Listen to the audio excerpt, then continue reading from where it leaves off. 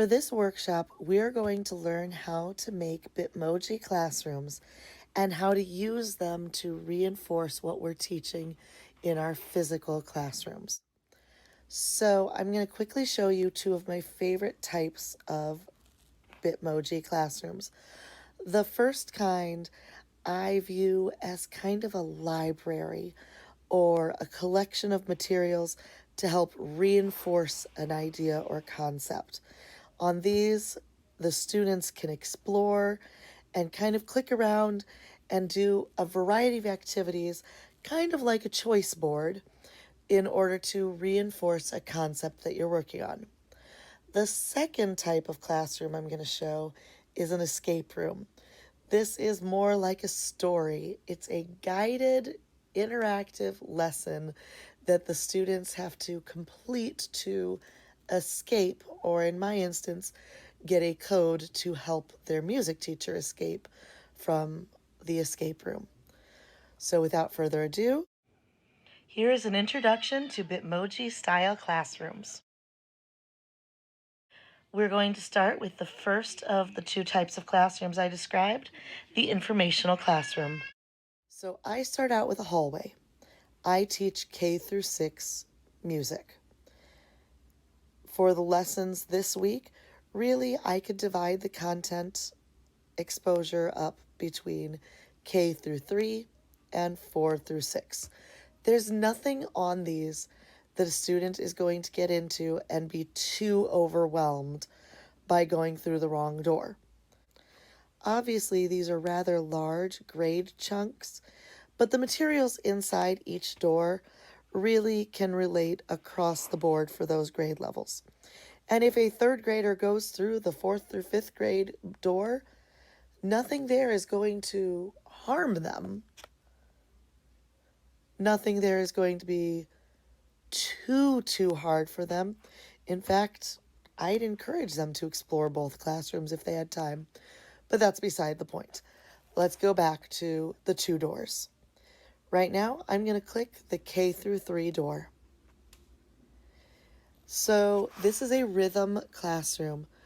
The week prior to this assignment, I had done rhythm reviews. This classroom is set up to reinforce the rhythms that we learned and worked on.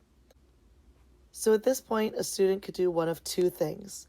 They could click the word bubble where it says click here first, and then the Bitmoji of me talks about what everything in the room does, or they can just click around and explore. I'm just going to go ahead and tell you what each item in the classroom does. On the bookshelf, there is an iPad. My kids know that if there is an iPad in their Bitmoji classroom, it's going to take them to games. And by games, I mean music concept reinforcing games. This particular one takes them to musictechteacher.com, which is a great music teacher resource, and it has games that kind of disguise the learning. Next to that, the little dancing man statue. That is a moving activity to help reinforce the rhythm concepts. Anytime they see the dancing people on the shelf, they know they're going to get up and move during that activity. The metronome at the bottom is a cute little video about the difference between beat and rhythm. Going over to the door, the sign that says seesaw activities is going to take them to a sample of the seesaw assignment. This classroom would be attached to a seesaw assignment, and it would reinforce what they need to turn in on seesaw. Underneath the whiteboard, K 1, 2, 3, 4, 5, 6. Yes, I know this is the K through 3 classroom. I just left 4 through 6 there because it was easier, and this classroom's not actually live right now. So if they click the K, it's going to take them to kindergarten activities. So rhythm activities, just like everything else on the page, but specifically aimed at kindergartners. The 1 is first grade, 2 is second grade, etc. The door that says music library, we're going to go through in a little bit. There is the overview of the K through 3 classroom. Everything in this room reinforces what we've already learned in class, maybe takes it a little bit farther, and will help them complete the seesaw assignment. If I go through the music library, I have music books. These links, if I click any of these books, they are going to take me to music stories that the kids can have read to them. I always tell the students that if they're done with their e-learning and they need something else to do, go ahead and sit in the music library for a little bit. Read some books. There's no harm in doing extra. I'm going to click the door that says Music Hall, and that takes me back to my main music hallway. Again, if I'd want to get back to my classroom, I just click the door that says K through 3. One more note about the K through 3 classroom before I leave it. The Leave Me a Note corkboard, I have it linked so that they can send me a message. It will open up the email or corkboard or seesaw messenger, whatever I have it set up for. Back in the music hall, if I click the 4 through 5, it's going to take me to the upper grades classroom that looks like this. This is a sample upper grades music classroom. Just like the K through 3, there's lots of things that they can click. There's some things that look familiar to them, and there are activities hidden throughout. I'm not going to use up any more of our time going through what these links do. We're going to move on to the second type of classroom. I just want to make sure you know this is not just music classrooms that can be used like this. Anything you want can be presented in this manner, and we'll get to that later when we're creating our own. So here we have the second type of Bitmoji Classroom that I use. This one is an escape room. Unlike the regular classroom that I use, where it's kind of like a choice board where they click their own activities and decide what to do, the escape room, there is a goal in mind, and they have to be successful in helping, in this instance, me out of the music room. So the premise of it, it says, help, someone's locked me in the music classroom. I think I saw them run away. Maybe there's a clue in the gym. Click the green arrow to start your adventure. Whenever you see a green arrow, click it to move on. So here we have an actual picture of our school gym. The kids love it when it's a picture from their actual building. You walk into the gym looking for the first clue. What a mess! The gym teacher would not be happy to see this. There has to be a music clue hidden under one of those balls. Can you find it? And so we've got this little dude running away back here. We can click around to try to find the music clue. Nothing will take you anywhere until you click the flute. When you click the flute, it says you found it, and they give you your first clue. In this instance, Miss Weaver, our gym teacher here in Bitmoji form, tells us a little bit about woodwinds on this clue. We click the green arrow, and we've got a video and a picture helping us with this instrument family. So this breakout room is really about instrument families. I click the green arrow, and it has a question for us. Which instrument is not a woodwind? And if you click the wrong one, so when I click the wrong one, it says, oh no, that's not the correct answer. Press the arrow and try again. And you have my Bitmoji in the classroom begging for coffee because remember, I'm still locked in there. However, if I click the correct answer, it says correct. The first letter of the code is P. So the students have to collect a code to help me escape the escape room. When they collect all letters of the code, that's actually what they send to me on Seesaw to let me know they've done the activity. So I'm just going to click through the rest of this escape room.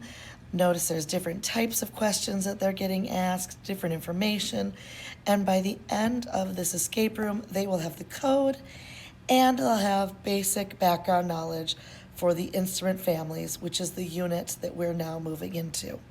Here we are at the end of the escape room, and turns out everything is our principal's fault. She locked me in the music room to be funny. The kids get such a kick out of seeing their other teachers and staff members in the escape rooms. So there you have it. Okay, you can't have a Bitmoji classroom without a Bitmoji. So here I am at bitmoji.com. I already have mine, so I'm just going to talk you through this. You can download the app on App Store or get it on Google Play. You go through step by step, create your avatar to look like you. Then you're going to want to add the Chrome extension. So you're going to go to your Chrome Web Store or your Chrome extensions, and you're going to add your Bitmoji to your desktop. Mine's already there. That's this little icon right here. It makes creating these a lot easier.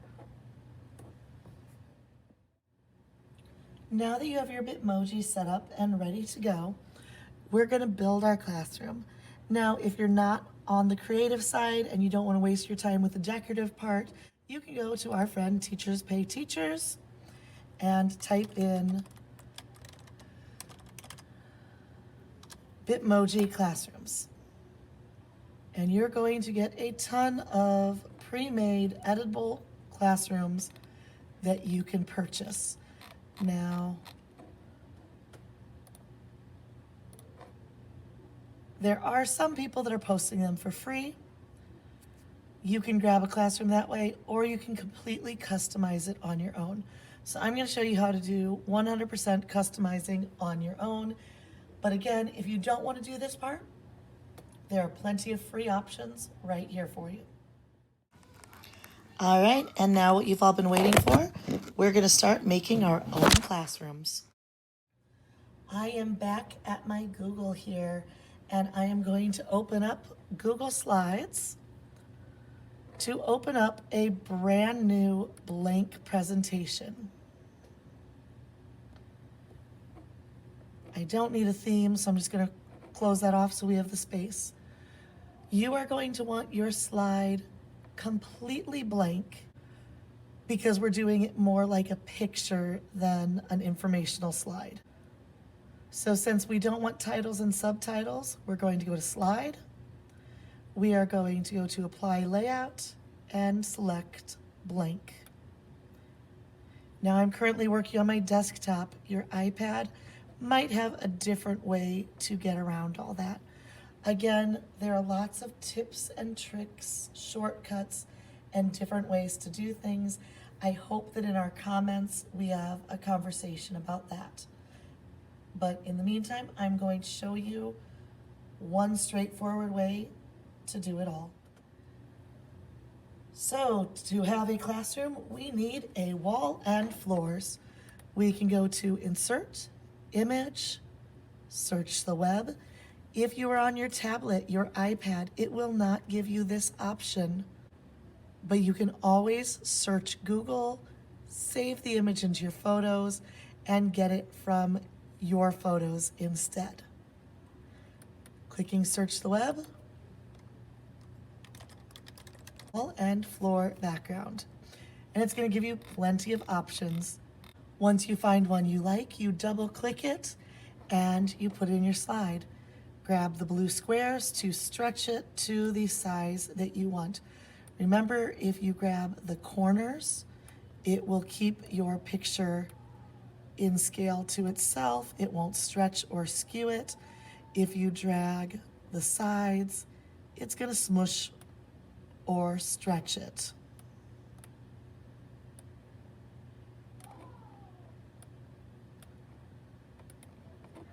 Now I have my background. I am going to want to set this image as part of my theme. So I right-clicked on my mouse and I click Add to Theme. So now instead of having this as an image that I can drag around, it is set as my background. And when I want to add a new slide, it gives me the option to add another slide with my classroom background already on it. Now it's time to decorate.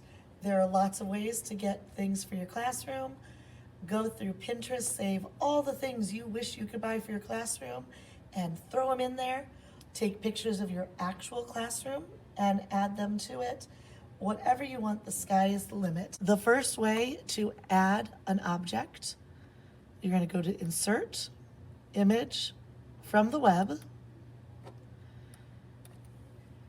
and then whatever you're looking for. Let's look for a desk.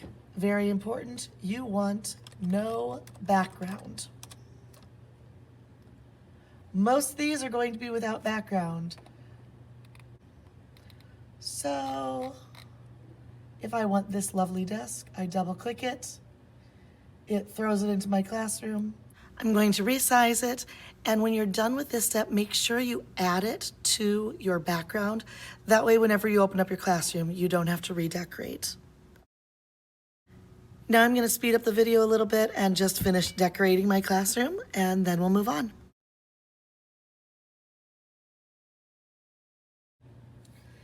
Next, what if you want to add an image of something that you took a picture of in your classroom, your school, or something that you saved off Pinterest? I have found the best background remover, which I am in no way, shape, or form affiliated with. I just like it a lot, is remove.bg. It's free and it's super easy. So I've already saved the image that I want to remove the background of to my computer. I'm going to click Upload Image. You can also drop a file, and I click the item that I want to have the background removed of, and it puts this checkerboard in the background. That tells me that the background has been removed. I can either download it, or I can just copy my image and put it in my classroom. And now my classroom has a very expensive Rose Maling art violin that I could probably never afford on my own. And I'm going to put it leaning up against this table in a very safe manner for an expensive instrument. There you have it, the second way to add an item. Again, you can use this remove.bg for pictures from items in your classroom, from Pinterest, whatever works for you. Here is my mostly populated classroom. Again, I would recommend making all of these items part of your background and then linking items that you add to your classroom from here on out. I'll show you that in a moment. And it's not a Bitmoji Classroom unless there's a Bitmoji in it. So I have my classroom set up, basic decorations. I go to my Bitmoji extension here.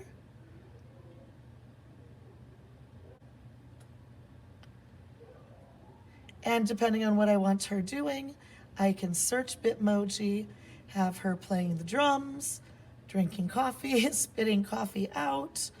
I just want her sitting, and I've already used that one, so it's in my recents.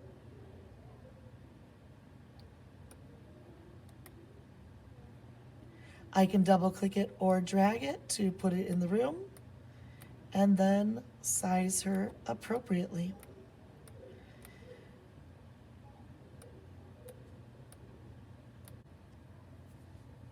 All right, I have the basic bones of my classroom done.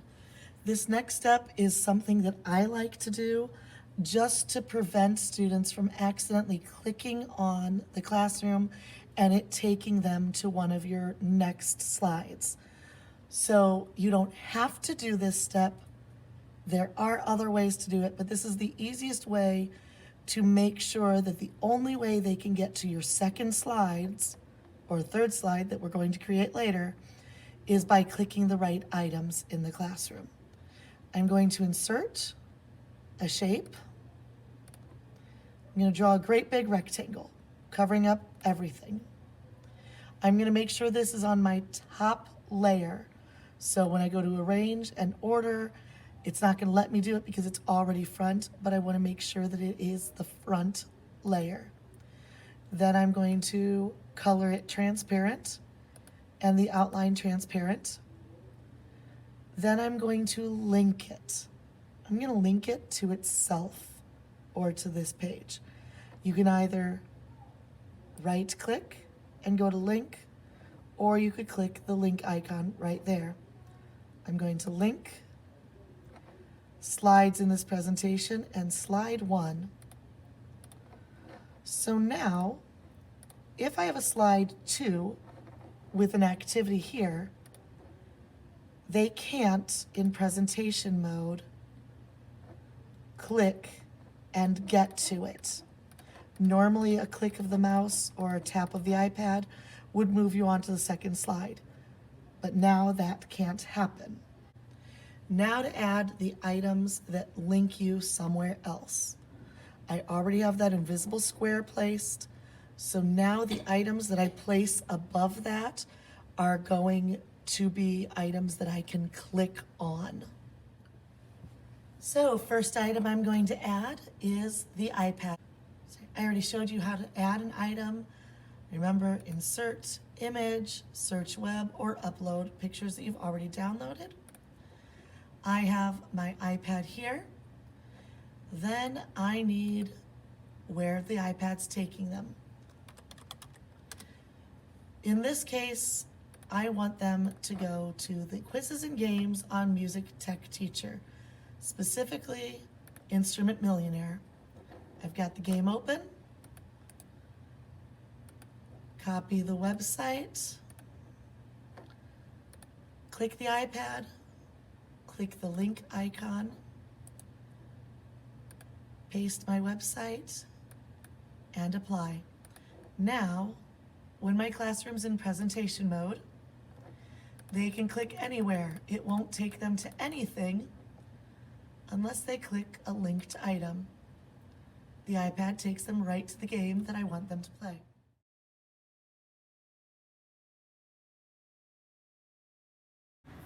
For the last portion of this pre-recorded session, I'm going to go through the basics of the escape room Bitmoji template. So here's what I start out with. I have my classroom or escape room already set up, and it's set as a background so I can add that into all my slides later during formatting. For the purpose of this tutorial, I'm going to leave all the slides blank, not put in any of the fun picture stuff, just to show you how the bones of it works. So I start with my introduction or plot slide. A click anywhere will move the kids on to the next slide, but I prefer to put an arrow in for them to click. So I just inserted a shape, pick what color I want it, and then I click it to link it. I will link it to slide number 4, or the next slide in the presentation.